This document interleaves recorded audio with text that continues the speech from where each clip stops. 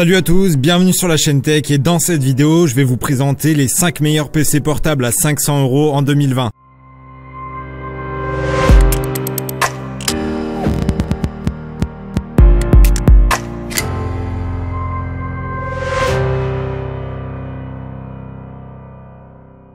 Donc comme je vous l'ai dit, je vais vous présenter le top 5 des meilleurs PC portables actuellement vendus en 2020. Et pour satisfaire tout le monde, j'ai sélectionné des PC portables dans à peu près toutes les catégories. Donc que ce soit des PC portables plutôt gaming, des PC portables plutôt pour les étudiants ou encore des PC portables facilement transportables. Et donc voilà, il y en a un peu pour tout le monde. Alors avant de passer au premier modèle, je t'invite à me donner ton avis sur la vidéo en laissant soit un like, soit un dislike et le tout accompagné d'un petit commentaire pour me dire ce que t'as aimé ou ce que t'as pas aimé. Alors pour ce premier modèle, j'ai sélectionné le Lenovo IdeaPad S340, donc un ordinateur portable de 15 pouces, que je vais plutôt ranger dans la catégorie des PC portables gamer. Alors pourquoi je dis que ce PC portable c'est un PC portable gamer? Tout simplement parce qu'il embarque un énorme processeur Ryzen 3500U et la partie graphique Radeon Vega 8, elle peut faire tourner pas mal de jeux en 1080p et en 720p, donc comme Fortnite par exemple, ou encore Apex Legends. Alors malheureusement ce PC il embarque de base que 4 Go de RAM, mais on pourra très facilement rajouter 4 pour atteindre les 8 Go de RAM. Au niveau du stockage, on a un disque dur de 1 Tera qui est couplé à un SSD de 128 Go, ce qui est donc parfait pour avoir des temps de chargement très faibles sur Windows ainsi que quelques logiciels. Concernant l'écran, on viendra retrouver une dalle de 15 pouces Full HD, mais malheureusement on n'a pas d'informations à propos du type de dalle, donc si c'est une dalle IPS, VA ou TN. Donc voilà, Lenovo n'a pas communiqué sur la fiche produit à propos du type de dalle sur cet écran. Bon alors on va tout de suite passer au deuxième modèle qui est également un PC portable qui provient de chez Lenovo, et cette fois-ci il s'agit du Lenovo IdeaPad 330. Alors celui-ci c'est également un PC plutôt gaming qui intègre cette fois-ci une carte graphique dédiée, donc la GTX 1050. Alors cette GTX 1050 elle va être associée à un processeur Intel Core i5 8300H et en termes de performance ça passera sur la plupart des jeux en 1080p en jouant un peu sur les options graphiques pour les jeux les plus gourmands. Malheureusement ce PC il a une nouvelle fois que 4 Go de RAM et on devra donc rajouter 4 Go en plus pour avoir des performances plutôt correctes. On notera tout de même l'absence de SSD au niveau du stockage et on devra se contenter donc d'un disque dur de 1 Tera, mais évidemment rien ne vous empêche de rajouter un SSD. Alors en termes d'esthétique c'est plutôt réussi puisque le châssis entièrement en aluminium que Lenovo a choisi pour ce PC portable, il fait plutôt propre, il fait plutôt classe. Et à noter tout de même que le clavier est rétroéclairé. Malheureusement pour ce PC portable là, on sera légèrement au-dessus des 500 € puisqu'on sera plutôt autour des 600 €. Alors les amis, on passe tout de suite au troisième modèle et pour ce modèle là, j'ai choisi un Ultrabook convertible de 14 pouces, le Dell Inspiron 14. Alors le fait que ce PC portable il soit convertible, ça signifie juste que vous pourrez l'utiliser en mode tablette. Donc vous pourrez rabattre l'écran contre le clavier et utiliser ce PC portable tout simplement comme une tablette. Concernant la partie CPU, on est malheureusement un peu en dessous des derniers modèles puisqu'on a ici un simple i3 8145U et donc ce PC portable il sera plutôt fait pour une utilisation de base, donc du traitement de texte,